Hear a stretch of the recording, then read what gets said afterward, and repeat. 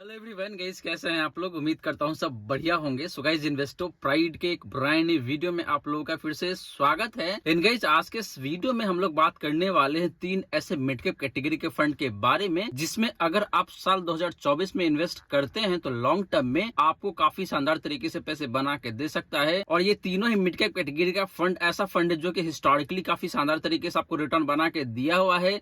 वो चाहे बात करें आप लास्ट 1 ईयर का या फिर लास्ट 3 ईयर का या फिर लास्ट 5 ईयर का या फिर for the matter of fact अगर आप बात करते हैं पिछले 10 सालों का, तो यहाँ पे भी रिटर्न काफी शानदार तरीके से बना के दिया हुआ है इन तीनों ही मिड कैप कैटेगरी के फंड ने। तो जैसे मैंने आपको बताया कि अगर आप इन तीनों ही मिड कैप कैटेगरी के फंड में इन्वेस्ट करते हैं साल 2024 में, तो लॉन्ग टर्म में आपको काफी शानदार तरीके से पैसे बन के आ सकता है और आपको करोड़पति बनाने में काफी ज्यादा कॉन्ट्रीब्यूशन दे सकता है। गाइज, मेरे कहने का मतलब ये है कि ये तीनों ही मिड कैप कैटेगरी का फंड काफी शानदार है और इन तीनों में से आपको सिर्फ एक ही में जाके इन्वेस्ट करना है या फिर मैक्स टू मैक्स आप 2 मिड कैप कैटेगरी के फंड में जाके इन्वेस्ट कर सकते हैं अगर आप एक हाई रिस्की इन्वेस्टर है। तो अगर आपका रिस्क प्रोफाइल लोअर साइड में है या फिर मॉडरेट साइड में है, इन दैट केस आपको इन तीनों में से किसी एक ही फंड में जाना है on the basis of your risk profile. Guys, तो चलिए गाइज स्टार्ट करते हैं आज का video. But guys, video start करने से पहले फटाफट कर दीजिए इस वीडियो को लाइक।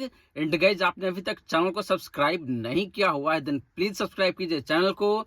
साथ के साथ गाइज नोटिफिकेशन बिल ऑन करके ऑल पे जरूर क्लिक कर लीजिएगा ताकि जब भी इस चैनल पे वीडियो लेके आऊंगा सारे ही वीडियो का नोटिफिकेशन आपको मिलता रहेगा। और गाइज, मैं अभी भी अपने यूजुअल प्लेस पे नहीं हूँ, मैं अभी भी अपने गांव में ही हूँ, तो इसीलिए आपको अलग अलग दिन पे अलग अलग लोकेशन दिखने को मिल रहा है। आज मैं वन में आया हूँ और यहाँ से वीडियो रिकॉर्ड कर रहा हूँ आप सभी के लिए। तो प्लीज वीडियो को लाइक कीजिएगा, चैनल को सब्सक्राइब कीजिएगा। तो गाइज, जैसे मैंने आपको बताया कि भाई हम लोग बात करने वाले हैं 3 बेस्ट मिड कैप कैटेगरी के फंड के बारे में जिसमें आपको साल 2024 में जाके इन्वेस्ट करना है। तो चलिए गाइज, सबसे पहले बात कर लेते हैं इन तीनों ही फंड्स का बेसिक डिटेल्स का। इसके बाद गाइज हम लोग बात करेंगे इन तीनों ही फंड का हिस्टोरिकल रिटर्न का। फिर बात करेंगे इन तीनों ही फंड का इक्विटी एलोकेशन का। इसके बाद गाइज हम लोग बात करेंगे इन तीनों ही फंड का रिस्क रेशियोज का। लास्टली गाइज हम लोग बात करेंगे कि इन तीनों में से कौन सा फंड है जिसका डाउनसाइड प्रोटेक्शन सबसे बेहतरीन निकल के आता है। यानी कि जब मार्केट में काफी तेज गिरावट आती है तो उस केस में इन तीनों में से कौन सा फंड है जो कि सबसे कम गिरता है। गाइज, तो चलिए गाइज सबसे पहले बात कर लेते हैं इन तीनों ही फंड का बेसिक डिटेल्स का। तो गाइज सबसे पहले बात करें बेसिक डिटेल्स का, तो यहाँ पे हम लोग पहले बात करेंगे आपका फंड साइज का यानी कि एसेट अंडर मैनेजमेंट का।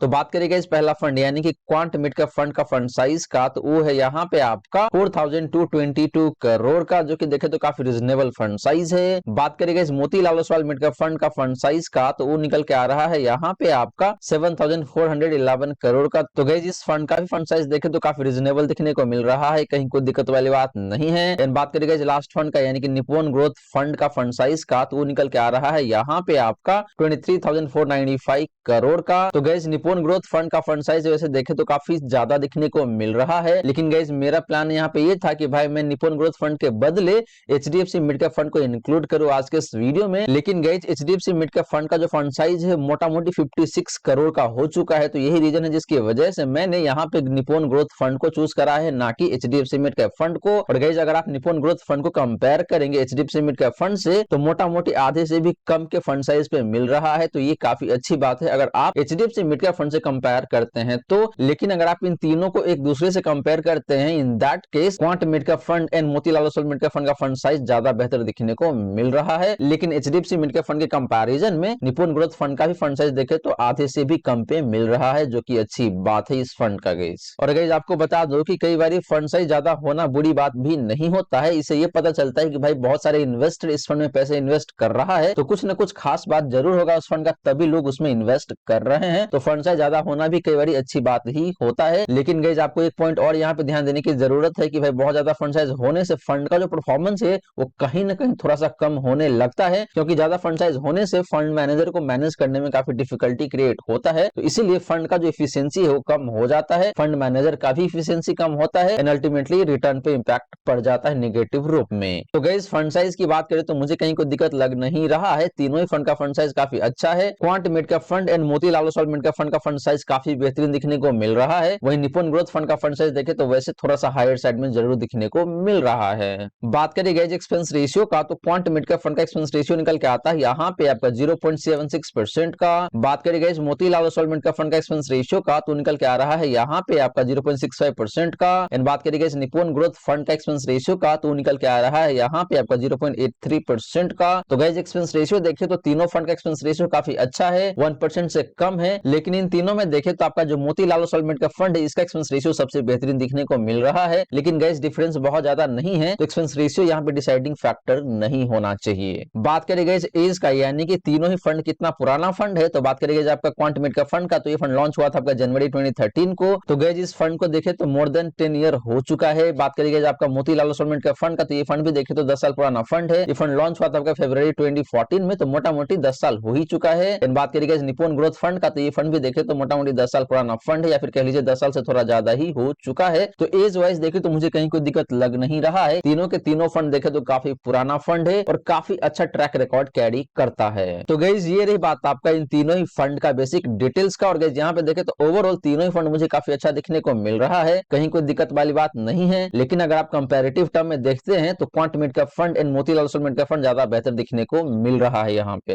अब चलिए गाइस बात कर लेते हैं इन तीनों ही फंड का हिस्टोरिकल रिटर्न का। बट गाइस वीडियो में आगे बढ़ने से पहले आपने वीडियो को अभी तक लाइक नहीं किया हुआ है, देन प्लीज वीडियो को लाइक करें। साथ के साथ गाइस चैनल को सब्सक्राइब कर लीजिएगा एंड नोटिफिकेशन बेल ऑन करके ऑल पे क्लिक कर लीजिएगा, ताकि जब भी इस चैनल पे वीडियो लेके आऊंगा सारे ही वीडियो का नोटिफिकेशन आपको मिलता रहेगा। तो चलिए गाइस बात कर लेते हैं इन तीनों ही फंड का हिस्टोरिकल रिटर्न का।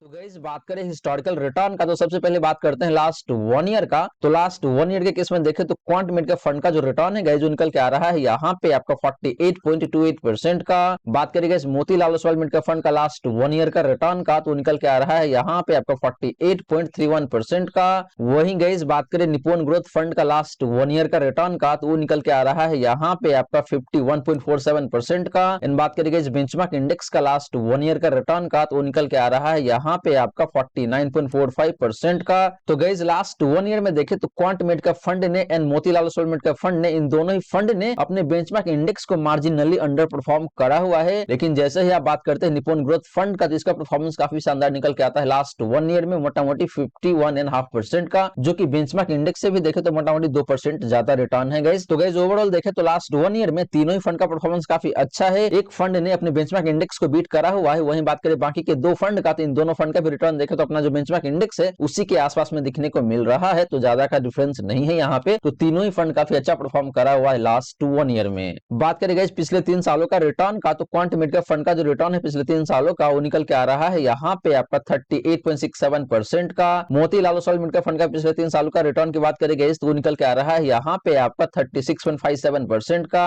बात करें गाइस निप्पॉन ग्रोथ फंड का पिछले 3 सालों का रिटर्न का, तो वो निकल के आ रहा है यहाँ पे आपका 31.22% का। एंड बात करें गाइस बेंचमार्क इंडेक्स का पिछले 3 सालों का रिटर्न का, तो निकल के आ रहा है यहाँ पे आपका 29.62% का। तो गाइस पिछले 3 सालों में देखें तो यहाँ पे तीनों ही फंड का परफॉर्मेंस काफी अच्छा दिखने को मिल रहा है एंड तीनों ही फंड ने अपने बेंचमार्क इंडेक्स को बीट करा हुआ है काफी ठीक ठाक मार्जिन से। स्पेशली बात करें क्वांट मिड का फंड का एंड मोतीलाल ओसवाल मिंट का फंड का, तो इन दोनों ही फंड का परफॉर्मेंस पिछले 3 सालों में काफी शानदार दिखने को मिल रहा है एंड अपने बेंचमार्क इंडेक्स को काफी अच्छे खासे मार्जिन से बीट करा हुआ है। तो ये दोनों फंड पिछले 3 सालों में काफी शानदार दिख रहा है गाइस। बात करें गाइस पिछले 5 सालों का रिटर्न का, तो क्वांट मिड का फंड का जो रिटर्न है पिछले 5 सालों का, वो निकल के आ रहा है यहाँ पे आपका 31.23% का। मोतीलाल ओसवाल मिंट का फंड का पिछले 5 सालों का रिटर्न की बात करें गाइस, तो वो निकल के आ रहा है यहाँ पे आपका 27.52% का। बात करें गाइस निप्पॉन ग्रोथ फंड का पिछले 5 सालों का रिटर्न का, तो निकल के आ रहा है यहाँ पे आपका 25.97% का, ऑलमोस्ट 26% कह सकते हैं आप। एंड बात करें गाइस बेंचमार्क इंडेक्स का पिछले 5 सालों का रिटर्न का, तो निकल के आ रहा है यहाँ पे आपका 24.55% का। तो guys similar to last 3 year, last 5 year में भी देखे तो यहाँ पे तीनों ही फंड का परफॉर्मेंस काफी अच्छा देखने को मिल रहा है एंड तीनों ही फंड ने अपने बेंचमार्क इंडेक्स को काफी ठीक ठाक मार्जिन से बीट करा हुआ है। स्पेशली बात करें क्वांट मिड का फंड का, तो इसका परफॉर्मेंस काफी शानदार दिखने को मिल रहा है एंड आपका जो मोतीलाल ओसवाल मिंट का फंड इसने भी काफी शानदार तरीके से परफॉर्म करा हुआ है पिछले 5 सालों में भी। एंड आपका जो निप्पॉन ग्रोथ फंड इसका परफॉर्मेंस ऑलमोस्ट अपना जो बेंचमार्क इंडेक्स है उसके आसपास में ही दिखने को मिल रहा है, तो कहीं कोई दिक्कत वाली बात नहीं है गाइस। तो गाइस ये रही बात आपका इन तीनों ही मिड कैप फंड का हिस्टोरिकल रिटर्न का। और गाइस यहाँ पे देखे तो ओवरऑल तीनों ही फंड काफी शानदार दिखने को मिल रहा है। निप्पॉन ग्रोथ फंड ने लास्ट 1 ईयर में काफी शानदार तरीके से परफॉर्म करा हुआ है, लेकिन जैसे ही आप बात करते हैं पिछले 3 सालों का या फिर पिछले 5 सालों का, तो यहाँ पे quant mid cap fund and Motilal Oswal mid cap fund का परफॉर्मेंस काफी शानदार दिखने को मिल रहा है। तो ये दोनों फंड आपके लिए काफी शानदार हो सकता है अगर आप बात करते हैं हिस्टोरिकल रिटर्न के आधार पे। तो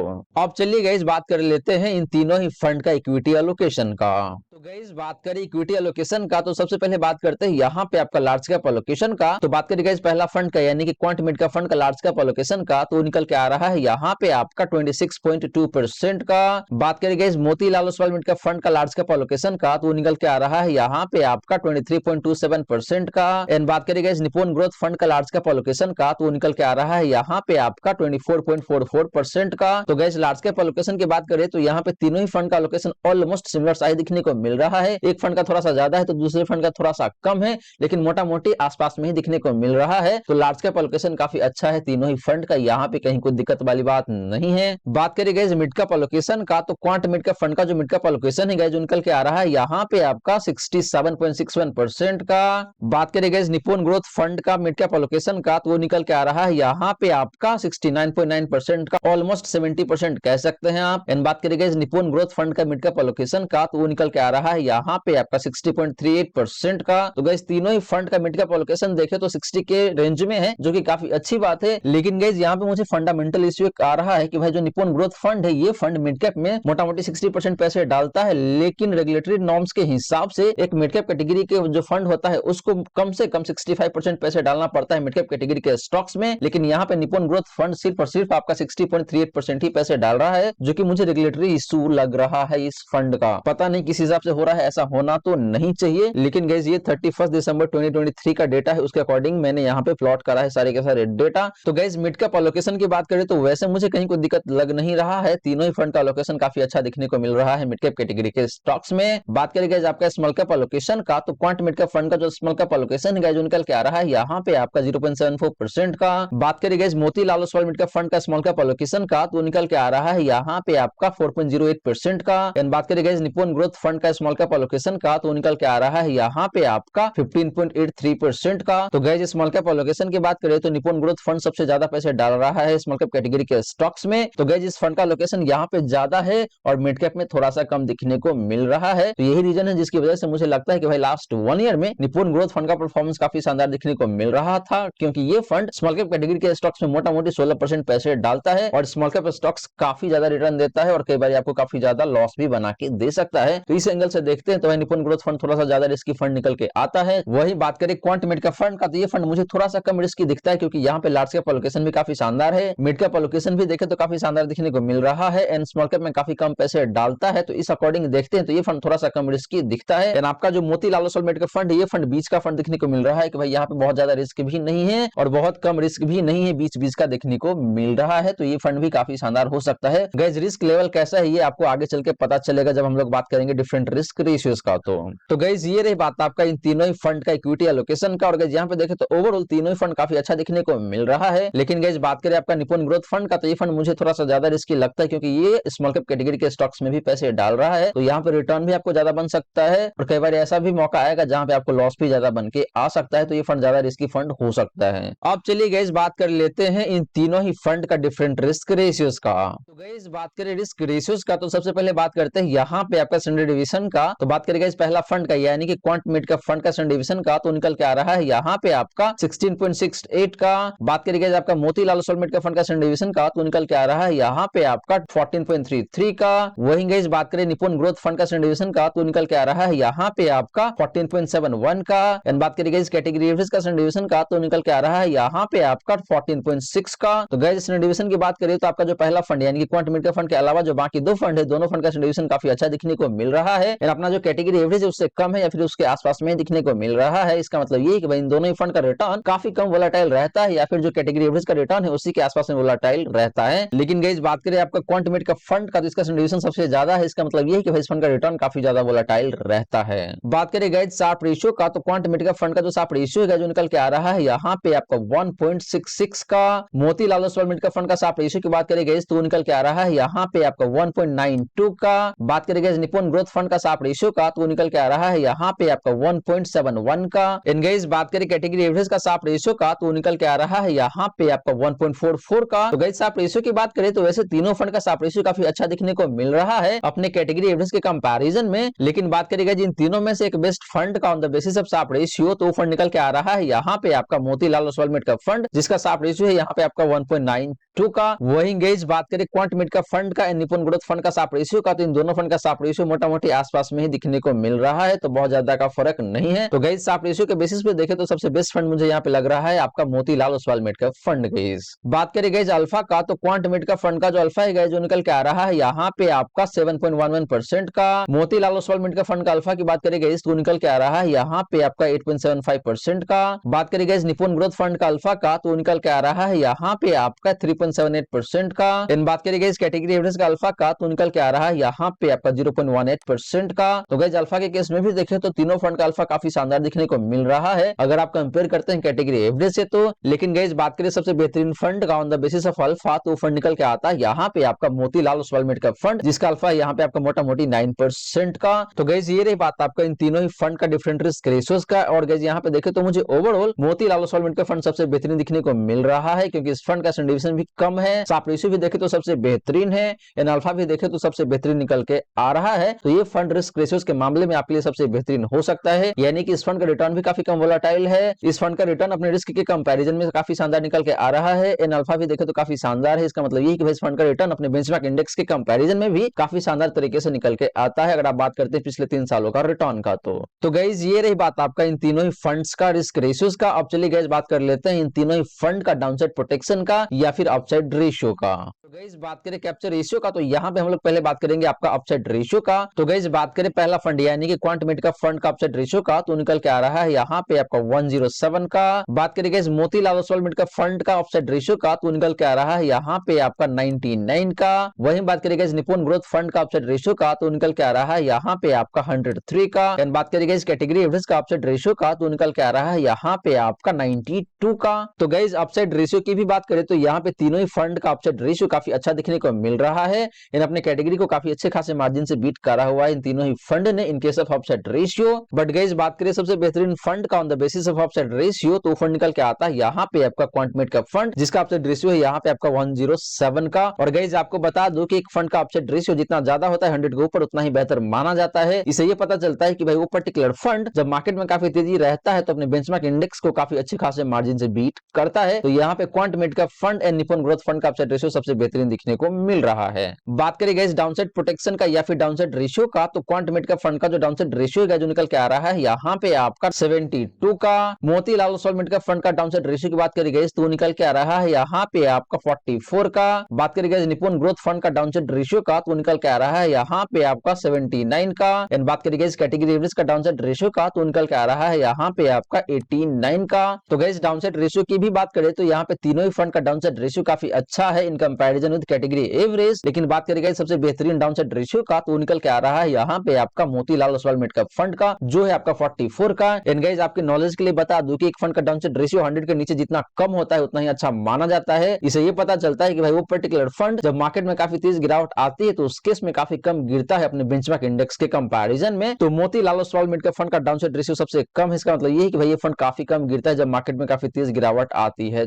तो गाइस ये रही बात आपका इन तीनों ही फंड का कैप्चर रेशियो का। और गाइस यहाँ पे देखे तो मुझे overall Motilal Oswal mid cap fund सबसे बेहतरीन दिखने को मिल रहा है क्योंकि इस फंड का डाउनसाइड रेशियो सबसे कम है। इन अपसाइड रेशियो भी देखे तो खराब नहीं है, ये भी 100 के आसपास में दिखने को मिल रहा है। इन बाकी दो फंड का भी अपसाइड रेशियो देखे तो मोटा मोटी 100 या फिर 107 के आसपास में दिखने को मिल जाता है। तो अपसाइड रेशियो में बहुत ज्यादा का अंतर नहीं है, लेकिन जैसे ही आप बात करते हैं डाउनसाइड रेशियो का तो यहाँ पे बहुत ज्यादा का अंतर मिल जाता है। तो इसीलिए मुझे लगता है कि भाई Motilal Oswal mid cap fund आपके लिए काफी बेहतरीन हो सकता है अगर आप थोड़ा सा कम रिस्क लेना चाहते हैं। तो वहीं अगर आप थोड़ा सा ज्यादा रिस्क लेना चाहते हैं in that case quant mid cap fund भी आपके लिए काफी शानदार हो सकता है। निपुण ग्रोथ फंड भी आपके लिए काफी शानदार हो सकता है गाइस। तो गाइज ये रही सारी की सारी बातें जो हमने की आज के इस वीडियो में। और गाइज यहाँ पे हमने 3 मिड कैप कैटेगरी के फंड के बारे में काफी डिटेल में बात किया है। और गाइज ये तीनों ही फंड हिस्टोरिकली काफी शानदार तरीके से आपको रिटर्न बना के दिया हुआ है। और अगर आप इन तीनों में से किसी एक फंड में या फिर मैक्स टू मैक्स 2 फंड में इन्वेस्ट करते हैं साल 2024 में on the basis of your risk profile, in that case ये फंड्स आपको लॉन्ग टर्म में काफी शानदार तरीके से पैसे बना के दे सकता है